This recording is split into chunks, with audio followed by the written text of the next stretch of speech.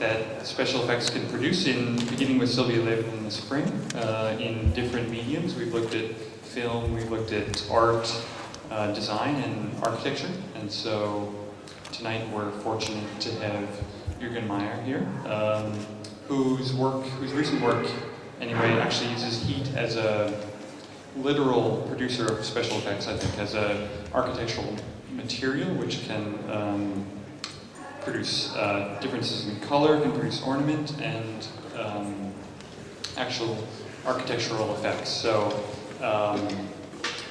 in addition to responsive materials, I think he's generally interested in the integration of technology and architecture, as well as his work, I think, is marked by a subtle use of color and also a real continuity of surface and space. So, if some of you have never been in a Jürgen Meyer building, I think you will be soon because they're popping up everywhere. I think he's building throughout Germany, but also all over Europe, as well as working at the scale of furniture and product design.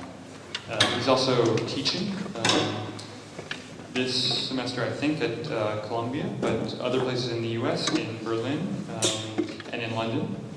And then maybe the most impressive thing for me was that he was also a subject of a video documentary by Werner Herzog recently. So he'll have a lot to share, and please welcome Jürgen Meyer.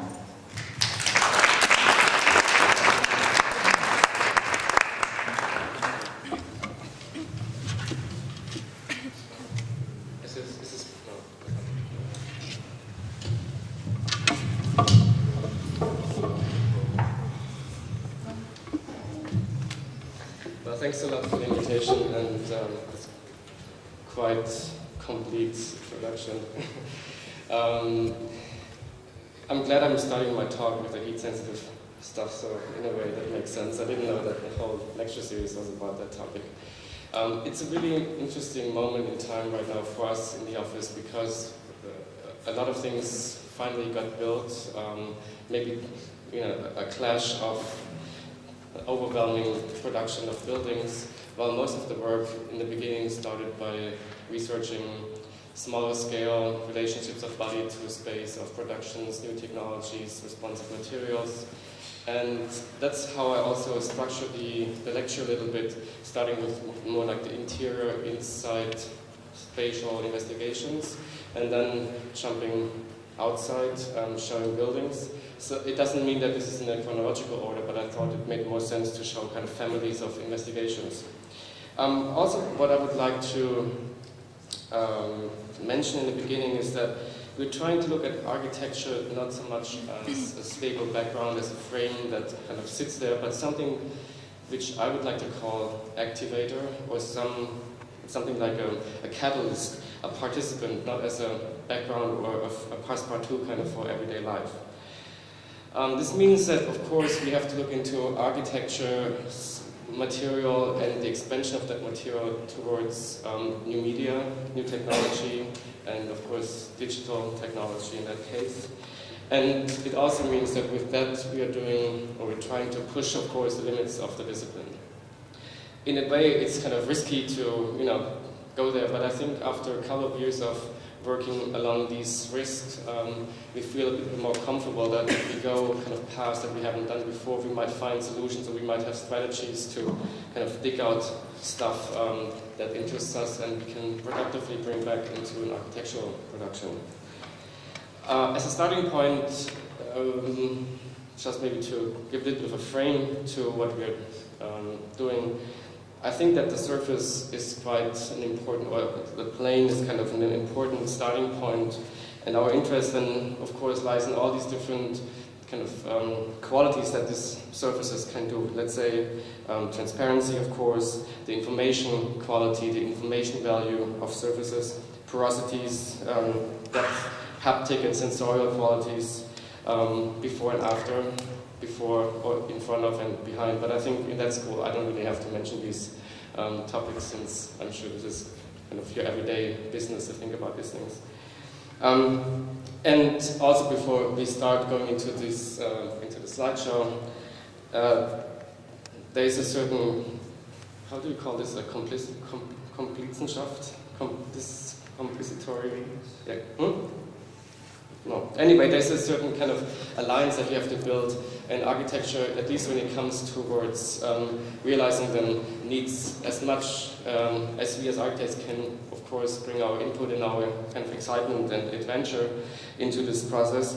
We need, of course, the clients and also the cities to get these things approved. And I think the body of work that I'm showing tonight has kind of is a result of these negotiations that come and go with kind of this common interest that we share with our clients. I just would like to mention two people in the office who are very kind of important from the very beginning. This is Andre Santer and Sebastian Fink, who are from the very start of the office quite important in developing these projects, also towards realization. Okay, so I'm starting with surface, then move towards strategic structures, and in the end I'll show kind of the potentials of grids or pixels. Can we lower the light a little bit? InHeat was the first kind of larger space installation at Henry Urbach Architecture Gallery in New York in about 3 years ago, which is for the first time an investigation into an architectural space that has temperature sensitive surfaces that will be or became a kind of a portrait gallery, but only when you as a visitor would start to interact with the surface. You would lean onto it, you would sit on it, and therefore leave traces, temporary traces that would disappear again. This installation was a reference to an exhibition by Friedrich Kiesler in 47, I think, called Blood Flames, where he installed surrealist work which you could only see if there was a certain investigation or interaction between the visitor and the artwork. Let's say he would have kind of a wooden plank in front of an artwork, he would have to tear a rope, then the plank would go up and you could see the artwork. All these works were kind of bound together by large kind of graphic, black, bubble-like shapes and so forth. The artworks kind of came together, but again the importance of having the visitor being in some kind of active interaction with the artwork was the reference that came back in this installation. Here you see more detailed what you would see. This is another kind of bench for an art fair in Berlin, where every layer of clothes kind of becomes another informational material. You would leave traces, in this case of cups of drinks, and in maybe the most elaborate form, this installation here at the Retail Museum, where we shared spaces, Greg on the other side, we on one side. We took a kind of a reference of the Frank Gehry kind of architectural language of that building and overemphasized it in a kind of a super graphic, but also brought in, built up these kind of fragmented spaces for the interior.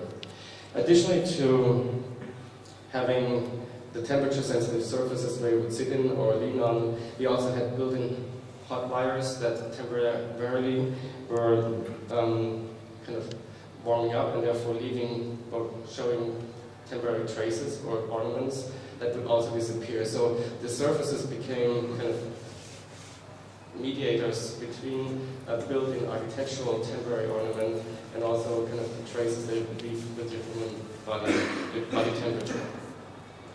This was looking from, oh, there's a little, oops, what did I do? There's a little crack inside here. And oops, and down here.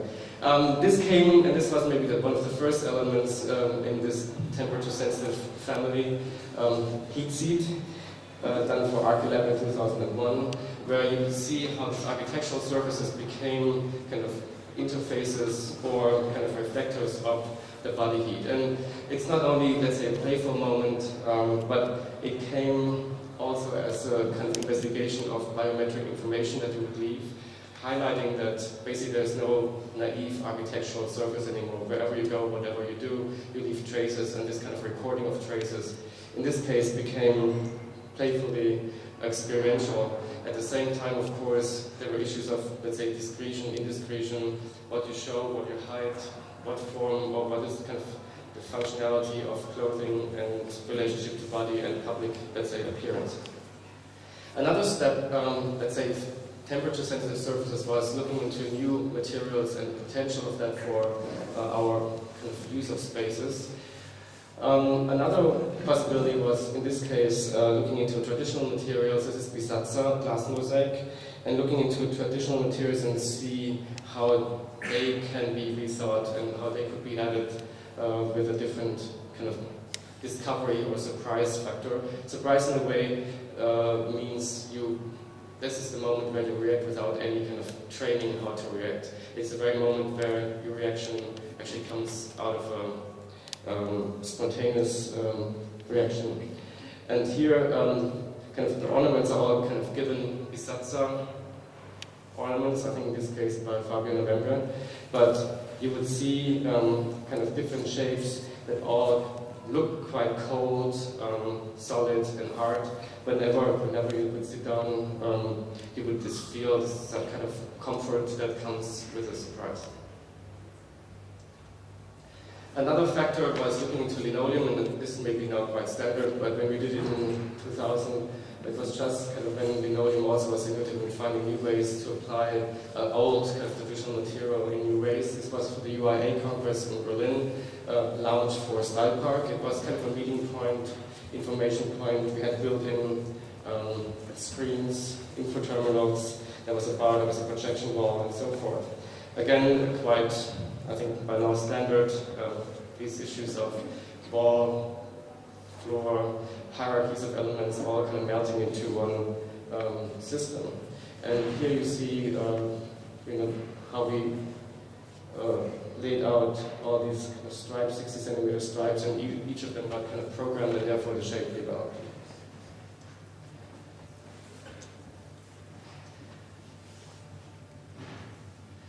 In a way, I'm showing this jump line scale to kind of articulate interest that happen, let's say, in a kind of formal strategy in different scales. You would see it in a form on a furniture scale, but it also kind of became generative for a building that we did for Danfoss Universe in Denmark. It's something like Pheno by Sadit in Wolfsburg, an educational part for children learning about new technologies, natural science. In this case, this became a temporary exhibition hall for digital technology called Bitland. And the idea was to combine, or have the building become partly part of the landscape, where because the park is kind of a combination of buildings and outdoor play areas and exhibition areas. And in the beginning, we thought that this would become also areas for skateboard, lying, sunbathing, having little lectures, performances. These overhangs we thought of as vitrines because they might have a black box. At the same time, if you have temporary exhibitions, we thought these could become kind of teasers to show what's happening inside as a display on the outside. Let's say Formula 1 cars would be exhibited in here. You could hang one here or play certain kind of videos or even maybe in cars to attract people in order to show what's the relation between inside and outside. Unfortunately, Danish law wouldn't allow us to have these kind of walkable areas because then after 50 centimeters you would need a railing, and we decided then in the end to keep it as part of the landscape. But then from the inside, of course, these forms then generated areas like this auditorium, and in here you see these huge walls becoming projection walls. Both sides kind of shoot onto each other, and what you do down here, let's say, playful explorations of resolution in pixels and scales and grains, you would do that here, and you would see this on both sides. This is a restaurant. There are two buildings. One is a smaller one, which is this one here. The other one, as I mentioned before, is a temporary exhibition center.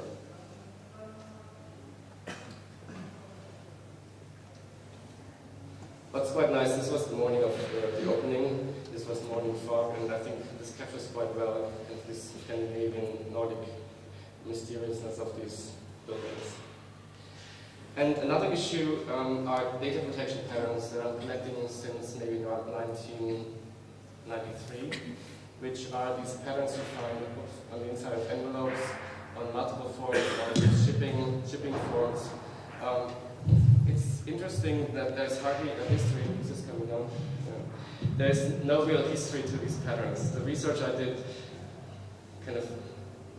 the oldest source I found was 1913, when a printer in a huge printing company in Berlin sold these lead stamps with these patterns. And my assumption, but this is not proven in any case, kind of goes back that with the invention of carbon paper, you could produce copy and original and copy at the same time. Meaning the typewriter, you would write one form, one is for the person who delivers the product, the others are going to the bookkeeping department and so forth. So some of the information had to be blocked out, let's say the cost of a product that you would buy. And by overlaying patterns and numbers or graphic systems, graphic motifs, you couldn't really read, and even when you would typewrite or have text printed or pushed against these patterns. In that way, it's kind of a very strategic ornament. I call it, or I look at it as a metaphor for how we deal with information handling and data handling now, even in digital categories. At the same time, I think it's kind of a real ornament that is produced by 20th century technology, or even actually more 19th century than 20th century technology, but still one of these visible information control strategies.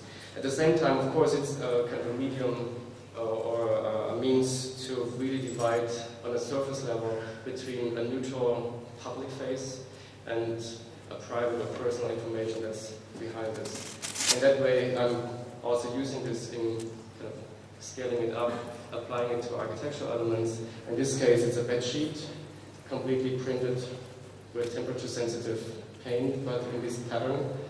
And in a way, you would have your own body trace movement while you move through the bed. Of course, you could read this in certain ways as a kind of investigation of issues of kind of the clean white sheet and an ornament, even covering certain stains or body information that you would have there. It also shows up on carpets for a town hall that we built, the first building in 2001. In this case, it became kind of the platform where the information of the citizen is treated and handled. Again, making more as a metaphor that way, but very strategically, these patterns appear to cover schmutz, to cover stains and traces of use in very ugly versions seen on most of the airports. But in this case, it's again a pattern that we found of the inside of an envelope of that town that we then transferred on the carpet. You also see it here in kind of details for ventilation for the windows, and also inside for the letterbox. This is the mailbox for the people who work in the building. I'm jumping here to show how this investigation of structures and ornaments then also work on a building scale. In this case, overemphasized for a courthouse in Belgium that we start construction next year in June. And here are just 4 views. This is in collaboration with 2 officers from Hasselt, small governmental town, IoA and Lens. And I think the first time where we really investigated this was for a dining hall for the University of Karlsruhe, which opened this year in March. What you see here is a site that we kind of accepted as the area that was allowed to build on, and we developed a kind of a strategic model how we can deal with the program and the structural kind of consequences of that program. Of course, that's kind of a more dense part, which is the whole machinery of this effective or efficient kind of feeding device for the university.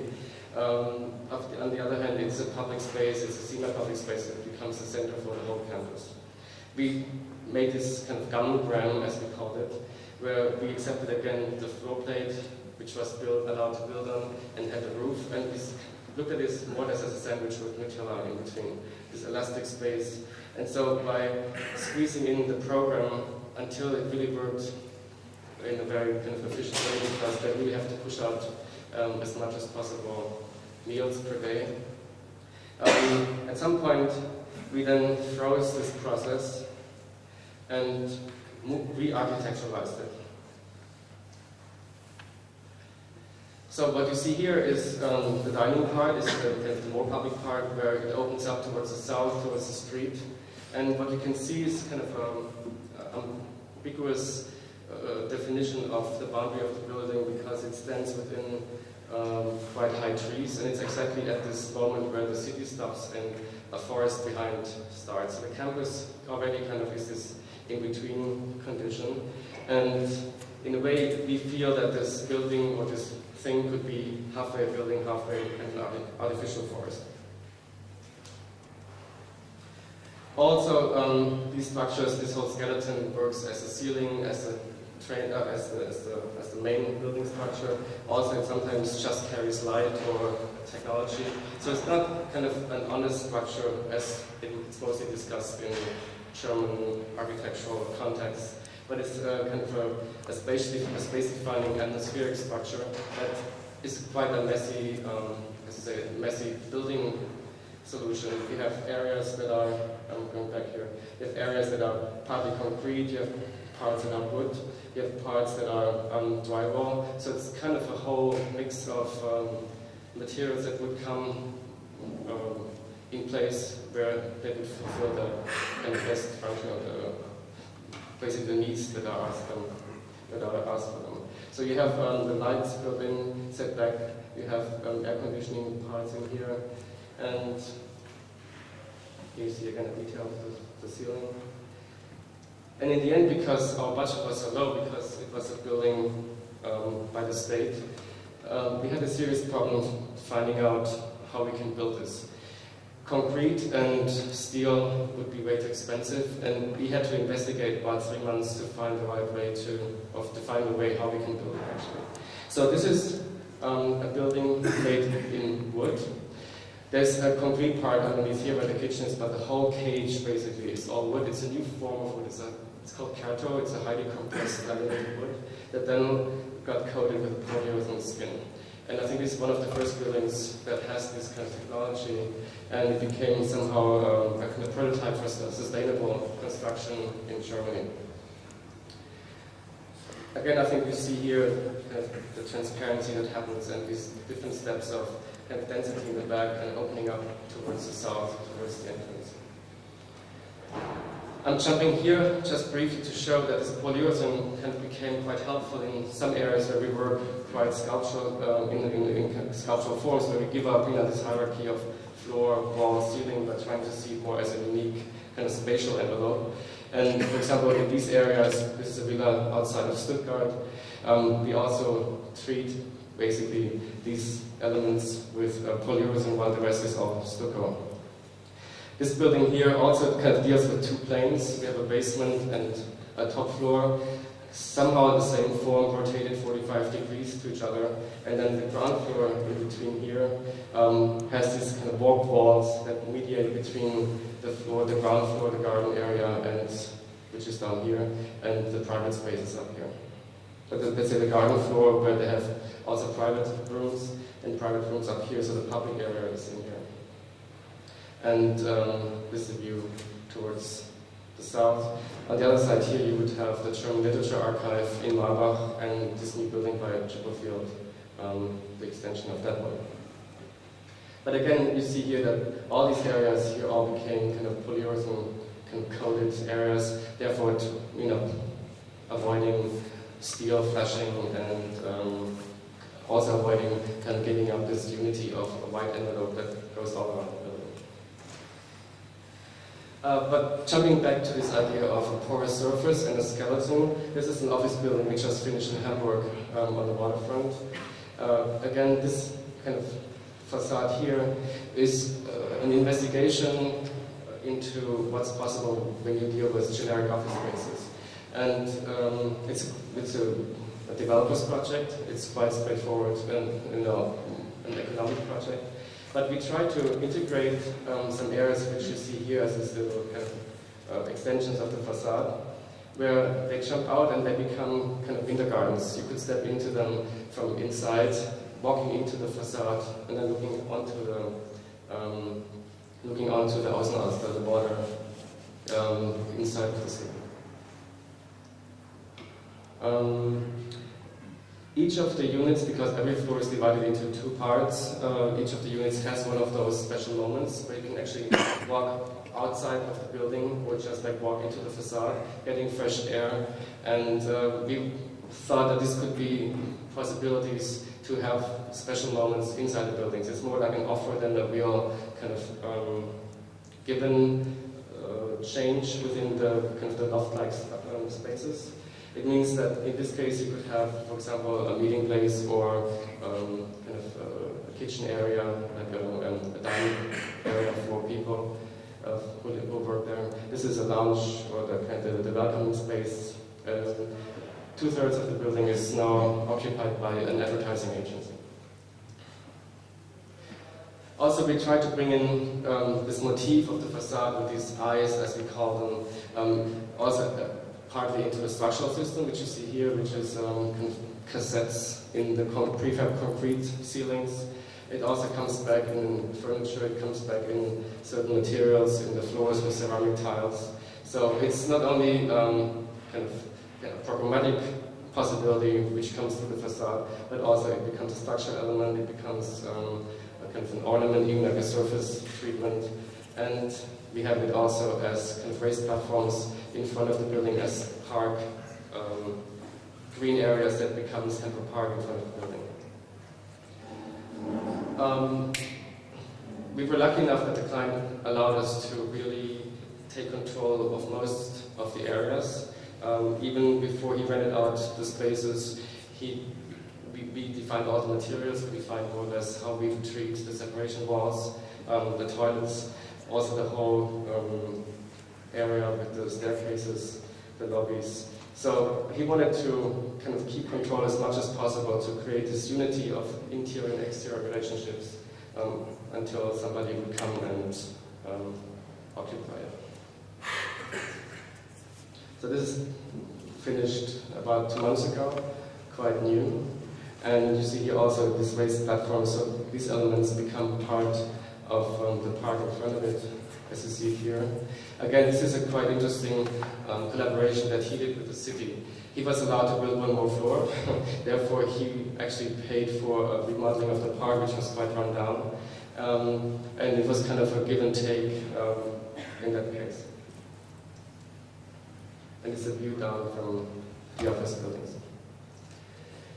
I'm jumping here now to our project, a very small project again, in this case a kind of a study piece for a lighting company, or actually a switch company, Merton. And I wanted to show you how, let's say, issues of modification and transformation are not only kind of a formal investigation, but they also have a certain relationship to how we use them and how they also ask for a different kind of programmatic application. In this case, we were asked to think about how light switches might change and speculate on them. We developed kind of this grid and this transformatory series, as you see here. And after having developed the forms, we thought about the way how we would react, or which parts of our body would then start to activate these switches in a different way. So here you see an emergency button, you see a fingerprint scan, you see smelling device, aroma device, I think that's better. This is an iris scan. This is kind of an elastic switch. One with your foot. Something to turn. And we speculated on having kind of surfaces as kind of intelligent interfaces where these buttons actually could pop up and disappear again. Of course, no, it's not going into production right away, but it was a speculative starting point to look into these things and how they could become even space-defining and sensorial on an overall scale. This is just a small side step again to show you how we kind of jump back and forth in scales and look at different possibilities with a similar kind of thinking mode. And now I'm coming to my most important project and the longest project that we're doing, which is metrical parcel in Seville. Again, we started with this kind of grid of points, which we then kind of activated, and they become different programmatic elements. One would become a parasol, one would become a water puddle, one would become a seating element, one would become a little kiosk or kind of pavilion. All that kind of in relationship to a thinking that's similar to the switch concept that I showed you before. So to explain to you a little bit how this project developed, this is Seville, and in the very center of the city was the food market. Similar to Les Salles in Paris, it became too small for the whole city, which then grew, and they tore down the food market in the 70s. Having a parking lot there for a little bit until they started to build a parking garage, and that's when the whole kind of process really started. But what you see here is the whole expo site from '92, and down here is the cathedral and some kind of public areas and gardens. But in the end, it's the largest medieval town center in Europe, in a lot of areas as dense as you would know from Venice, the small alleys and pathways. You also see that this project sits right in the center of this kind of egg-shaped medieval town center, and the lower part is quite well developed. That's where all the administrations are, the institutions, the shopping parts. This part now, wants to be developed, or let's see, it wants to get a little bit more kind of part of what the lower part has. And this building kind of works as a bridge project to bring this development also to the north. The design process was quite non-linear. We tested digital models, we tested normal kind of sketch models in cardboard. We made all various scenarios for different geometries. In the end, always this one came back. We knew that the most valuable element on that side would be shadow. So we actually started with the roof as kind of giving a device that would give enough kind of atmospheric quality to stay there also during daytime, because heat is a serious issue. At the same time, but the competition actually asked for an icon for the city, also mostly to compete with other Spanish cities. At the same time, we had to keep the archaeological side that was kind of there after digging out the ground, after taking all these 40-meter deep walls down to build the parking garage. We had to keep that as an archaeological museum, think about how to bring back market functions, commercial spaces, but again, also rethink the idea of a public space in the 21st century. In a way, it's easy to think about this kind of activating public space in Seville because it's actually an outdoor city. Sometimes it's more busy at 2 o'clock in the night than at 2 in the afternoon. And this was the situation as we found it when we started with the competition. You see here this excavation site. The perimeter walls were already built 40 meters down. After digging out 6 meters of earth, they found all these Roman ruins, and that's when the whole process stopped. The first part here they took down, this part they took down in the 50s to build kind of a return bus station, so they would come in here, return and go out. This part they took down in the 70s, and then this is how it looked like. What you see here is also that it was never really a square built like a Plaza Mayor in Madrid or Barcelona, where the walls kind of frame the public space. It was more kind of taking fabric out of the medieval town center to allow for a larger building to be placed. So all these buildings here are kind of very small LA facades, and became all of a sudden plaza facades when they took down the building. So this was the situation for about 30 years, a parking spot, and after digging out, deciding that they would create a kind of normal plaza with a little kind of market hall and a 4-story parking garage underground. They had to stop the whole process and really rethink the idea of that area of the city. So these are a couple of construction pictures to show you that actually we had to deal quite intensively with the archaeologists, as you can imagine. I think part of the design process and why we kind of won in the end was we were quite careful with the archaeological findings. So after we had kind of the shape for the parasol for the roof, we had to bring it down on very specific selected points, and that's how these parasols or these mushroom-like sculptures happened. But again, and we did this in the first place without ever going there. It was just a memory when I was there in '92. I had some ideas about the city, but not really precisely about that site. But when we went there for the second phase, we tested this first initial design with elements that we found in Seville. And this is just a site, a plaza, really next door to ours, where you see that these huge Ficus Beniamini trees actually are very similar with spatial elements as we proposed them with our project. And we were surprised to be selected, out of all these open competition entries to be one of the 10 finalists, because in the end we didn't expect it actually. But when we got there, we found out that maybe there's a way we can communicate our project that is not looking really strange to the people in Seville, but it looks as kind of an update of what they already have, as elements that we find as being specific for Seville, brought into the 21st century. This is a photograph actually that I took in '92 when I was in Seville. I remembered this beautiful stone roofs on the cathedral. This is the Gothic cathedral in the south part of the medieval town center. And of course, this is how these structures look linked here from the inside. So we tried to explain our project as kind of the open urban cathedral, but this would become the religious kind of closed cathedral. But similarly, it's a place for a kind of a gathering of larger groups. The structure becomes a space-defining element, and therefore it might not be such a kind of alien for the city. What you see here is kind of a view towards the north, and back here you see a bridge by Calatrava, which at this point is kind of next to the Gibraltar Tower, their icon project. By now maybe every city has a Calatrava bridge, so they have to try to find something new. But what you see here is the elevated platform with the archaeological site underneath. The roof of the market hall becomes another kind of elevated public space, and the irregularity of the space creates all these different pockets for different kind of neighborhood activation, or can become neighborhood plazas within this larger urban space.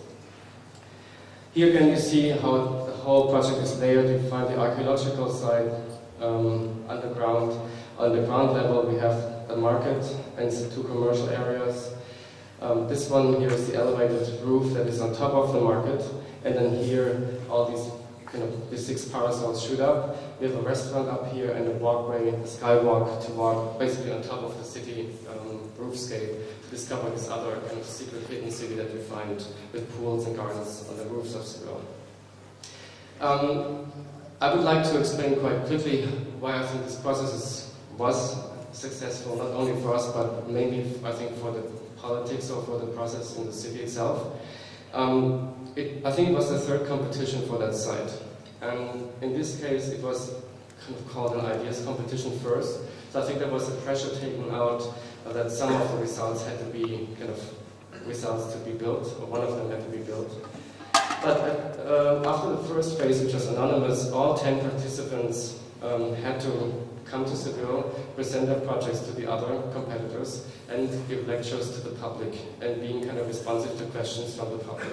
There was a website with all the competition entries being accessible, all the explanatory texts, all the panels, and there was a forum where people could start to discuss the projects also on the internet.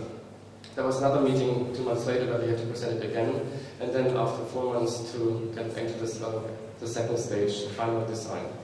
And I think in that process, it was very helpful also for the city to understand which projects might have a chance to be realized, what are the reactions. And actually our project had the most support and maybe, yeah, really the only support. There were some other few comments, positive comments about the other projects.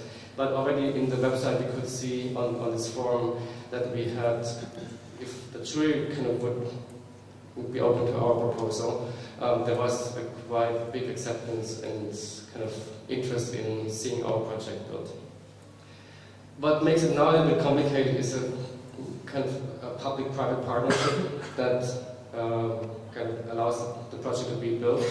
The client for the first phase until the permission stage was the city, and since then it's a company, like a large construction and real estate company in Spain called Sasir, and now we're dealing with them, which makes it extremely complicated in a way. Also, we have to get it as design approved by the city, but of course then we have to negotiate with the cost and the detailing with the company. It's just a quite strange, complex situation, although I think compared to Germany, it's magic how things can be fast, and sometimes they're super bureaucratic and you don't understand why it's all of a sudden complicated. Then things get really fast again. We started construction 9 months after we won the competition. There was kind of a lucky moment because the foundations, of these perimeter walls, which were temporary until the floor plates of the parking garage would have stiffened, the walls again. So there was like some kind of a running out warranty for these temporary anchors that actually asked us to start very quickly with our foundations to then hold the walls again. The city was afraid that the walls would move and the buildings would start to move also, with of course a lot of cost that would come up with repairing these houses. So this was maybe kind of a good kind of emergency situation to get us started.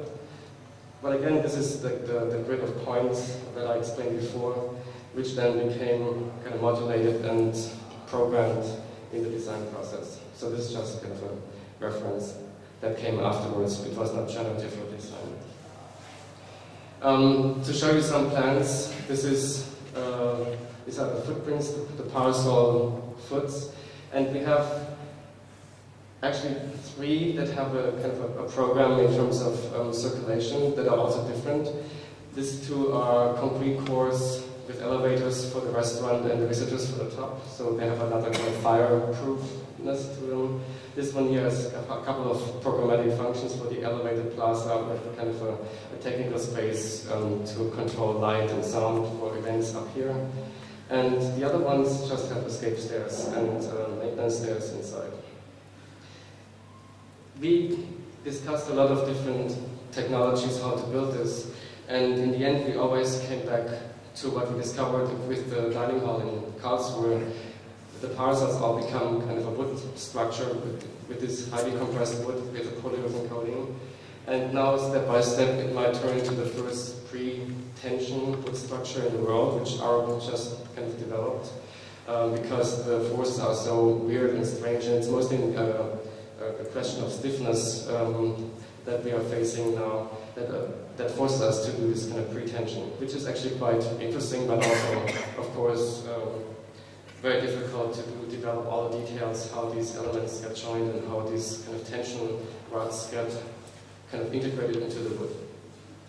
But here you see the archaeological site, which was already there, with the ramp which was there. So we integrated our parasol foots in some selected areas. This was all something we had to protect. And this is the delivery for the parking, for the market and the restaurant. And then when you jump up, this is the view on top of the structure with the walkway and the restaurant that sits in here. This project is about, in terms of scale, about 30 meters high from here to here. It is 150 meters long and about 70 meters wide. And you can imagine that these structures are quite difficult to calculate because we were not so much interested in having a clear structural diagram, but more of a confrontation of a Cartesian grid against a kind of a more free-form definition of the edges of the project. And therefore you create these, I think, quite nice curves that support the sculptural quality of the project. At the same time, of course, you can imagine that forces run towards the stems. They have to kind of jump back and forth, and therefore we create a fine-tuning, which you see then in the end by the thickness of the wood plates, from quite thin ones like 7 centimeters at the edges towards 21 centimeters one towards the stems. Here again you see the structure. This is the Archaeological Museum. Oh, this is steel structure, Fiendel, beams, concrete cores. There's some steel inside here. All the rest here becomes a wood structure. Then we tested this in 1 to 50 models, and a big fight now became basically how we define the edges of the project. If they have to be three-dimensionally cut, or if they can be cut and therefore placed together in more of a kind of a toy system. And actually, I'm not really for or against one or the other, but it's always interesting to see what the spatial effects are and what the results are. There's an interesting scale jump when you just do it with straight cuts. There are some kind of structural advantages if you do it in three-dimensional cuts, because then you can join it more smoothly. It's still something that has to be evaluated with the engineers, with the costs, of course, and also the production methods. Time is a big issue here as well. And as you can imagine, politicians are quite interested in having certain steps done for elections. They will have to take their pictures in front of important steps of the structure. And I'm showing you one important step in a second. So then we test this, of course, in materials, but I'm also showing you kind of the development which happened from the beginning when we won the competition to where we are now in the structure. And I think this was an important step also. The form kind of was there, but then we tested different kind of structural models to see how they would support actually the structural, spatial, and the atmospheric qualities of this project. So in the beginning, we thought about, and this is all in collaboration with ARB in Berlin and in Madrid, we thought about a double skin perforated membrane in steel. And in the beginning, this seemed to be a solution that ARB preferred. But it became quite clear, or it became clear quite early, that this would work maybe for a structure that's 7 meters high or maybe 10 meters high, but the dimensions are way too vast that all their computer models actually crashed and failed. At the same time, the numbers of different elements and different joints would just not be controllable anymore. We look into, of course, parametric models, and again, still it was, we were thinking about building the skin rather than building the interior, the volume. At some point, ARB came with solutions they were exploring for this stadium in Beijing, the swimming pool stadium, which are these huge kind of foam-like structures. And again, we thought maybe the quality would be that we reduce the amounts of joints. At the same time, we would be able to cut them on the outside, creating different kind of solutions, but still that the joints would be all the same. Again, it was impossible to calculate this on that scale. Also, what I didn't like is that it kind of looked similar wherever you looked. And I think by a certain scale jump that came later, we create different conditions on different parts of the structure. Also, there were tests of plates or kind of sticks would be the right way to build it. It was a quite scary process because we were completely lost at that time, in a way.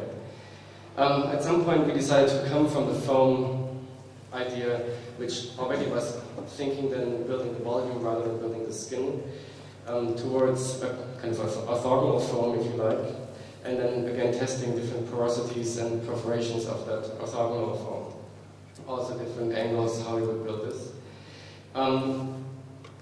What was interesting with this idea of building the volume rather than building the skin is that we were flexible even after we decided for one system what the scale and the kind of the expansions of these parasols were, because there was of course still like changes, discussions, should we leave one parasol away, should we add one, should we make them smaller, bigger, thicker, and so forth. So by actually being elastic on the edges was quite helpful in the end, rather than having to reshape the volume or the skin all the time. So these were all tests that we did with ARB to see what are kind of the spatial and the effects that we create. At some point then we came back to the system of orthogonal plates, in this case only vertical ones. And again, I think what's quite important now is that you see how these systems get cut with the different shape developments. So this got then, of course, tested the shadow models and looking to areas how they can be differently occupied and programmed during the day by having different shadow studies during the year. This roof is open to the sky, except where we have the restaurant. This is where we have kind of a roof, and exactly underneath this part we have kind of this elevated plaza for events that can happen during the whole year, independent from if it's raining or not. Again, these models then were important to test how we construct this, how the elements can be subdivided. And now the same company who built the Mensa in Karlsruhe is building this structure. They're outside of Munich, and they already know now how many trucks they need and which elements are what trucks. So I think there's about 265 trucks leaving every 3 days from Munich to Seville. And basically they already know from now on which part more or less is on which truck, and when they have to produce what part. This is how these elements look like. They come in 2 meters by 40 meters, and actually you can cut them out as you like. This was the idea also for the Mensa. In the end, of course, cost issues then would ask that you make clear cuts and then add the circles in the end and so forth. But in the end, it allows you to be quite flexible, and this is what we can do now in Seville. The problem with these kind of 3D edges, which they also could do, is more or less a time issue, because they would need another 2 months longer to build these edges. And you can imagine that this is a lot of money in the process to develop a project like this. But as one of the issues involved. In this model, it's all cut, in a straight way, but you see that every kind of scale change that you make kind of highlights a different kind of control or design decision that you have to make. Just some kind of impressions again. And I think towards the end, some pictures of where we are right now in the design process. So you see, in the building process. This is the bus terminal where buses come in here, rotate and go back. This will be gone in about a year. They start now to build a tram system, as they do it in most of the European cities now, that remodel their downtown areas like Bordeaux, Nizza, Seville. And this is the archaeological museum then later on. This was a very important moment this year, just before Easter. The city is very regional, and this building also not only has their own logistics in terms of the building process, but also has to be kind of placed within the regional systems of the city. They have Semana Santa, which is a big procession week just before Easter, where the whole kind of downtown city is dead for cars and for any other activity. And a week later, or 2 weeks later, was the new election for the mayor. So he, of course, wanted to be the one who finally, after 30 years, shows that something's happening on this plaza. And the elevator platform had to be kind of lifted up, so there was a photo moment. What you see here is the 2 concrete cores for the elevators and the steel structure to hold up the restaurant. This is mostly an issue for fire and fire coating, which in this area we couldn't do with the wood just because of this. And here's one of the Semana Santa moments, my favorite picture, where a float where they carry all these huge kind of religious motifs like crosses, Madonnas, Marias, and so forth. And you would have these huge processions going through the city for a whole week. These 2 crosses actually were important to tear this up. They built this platform at the bottom and took them about a day to move it up slowly, step by step, to have it then in the end lifted up. This is a little later, looking down Parasol Foot in the north area. This is a view from the restaurant later on towards the Hirata Tower. This is the other public point where you can go up and look down into the city. They charge about €2 per person who goes up, and the income only by people going up and down is about 4 million a year. So that's also part of how they calculate a project like this. There's of course renting out restaurant spaces, renting out the markets, but also kind of the access to the roof was an important issue economically. speaking. And this is then how it will look in the end. The railings are different now. This is our kind of very transparently rendered glass railings, but we have a more kind of detailed system now. And view back towards the Hirata Tower, which is this part. The restaurant inside, kind of as a nest up above the skyline of the city. And coming down again, important was kind of the simultaneous experience of different kind of time layers. You see down into the archaeological site, and it will still become, although you can already walk through and they show what they find, it was the largest, kind of by chance, the largest finding for oil lamps, intact oil lamps in all Spain. It actually was the center where the city was kind of, where the city started in Roman times. And so it becomes a museum by Brazil also part of taking birth out and researching certain areas.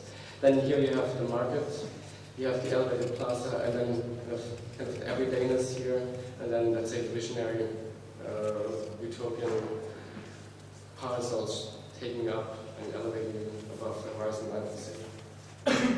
And as I mentioned before, we have to really think about this building as a 24-hour building, which means at night, the way how it kind of becomes a ceiling, a space, a public kind of living room in a way during the night as much as it creates a shadow during the day. These are just two scenarios, how this become a real kind of animated activator for the city. In local or neighborhood terms, but as much as it is also, of course, important for international relevance and attracting economy, tourism, and so forth. So I think with this project, this is I think my last picture here, it kind of closes the investigations where the urban surface, in this case the ground, becomes this thick material that is pumped up by a program, shoots up, and kind of develops into these lighter structures. And even underneath you have this historic level that kind of gives you a window into the history of the city. And we hope that if this continues further, we can also bring back a lot of these investigations we did in small installation works, reactive elements. But at this point, the main focus is on controlling the structure and the power source, because it's quite an adventure and new frontiers for us as much as it is for the engineers and it's, of course, the city as well. So thanks for listening to my little explorations here. And this should be done in about 1.5 years. So I think it will be quite exciting to see how the city will change with an object like this sitting in the very center. Thanks.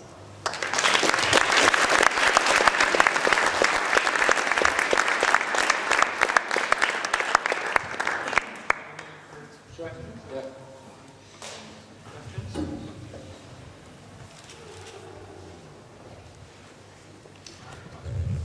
No questions. I mean, it seems to me like you take a very wide range of inspiration for the sort of atmospheric effects that you're building from information systems to the very tactile feeling of those buttons. Is there a global way that you think about identity and atmosphere in your work? I think atmosphere is an important issue. I don't know if identity kind of fits to that, but we try to still create unique prototypal spaces. I see cross-references now, the more kind of we build and the more experience we have, but still then the site is different, the program is different, and therefore also the elements change and have to change. They get different kind of formal or material articulations. So, but I still try to find a kind of a spatial kind of quality that's not definitely naturally normally defined by the program, but kind of gives more than the program. The program kind of falls in. But if you look at the dining hall, for example, it was important for us to create a space that is attractive enough as a meeting place beyond the 2 hours of having food there. And the success of the project, I think, shows quite well. The students meet at 9 or 10 in the morning, hang out, work in groups, work alone. Of course, they have wireless access there, which is great and helpful. But I think the building is open from 9 in the morning till 6 in the evening, and only basically 2 hours to get food, and the rest, it's not as heavily occupied, but it really became kind of a meeting place for students and kind of a workspace also. So I think this only works if the atmosphere, in a way, is kind of unique enough or attractive enough to do that. And it doesn't look, it could be anything else as well, but it happens to be also a dining hall.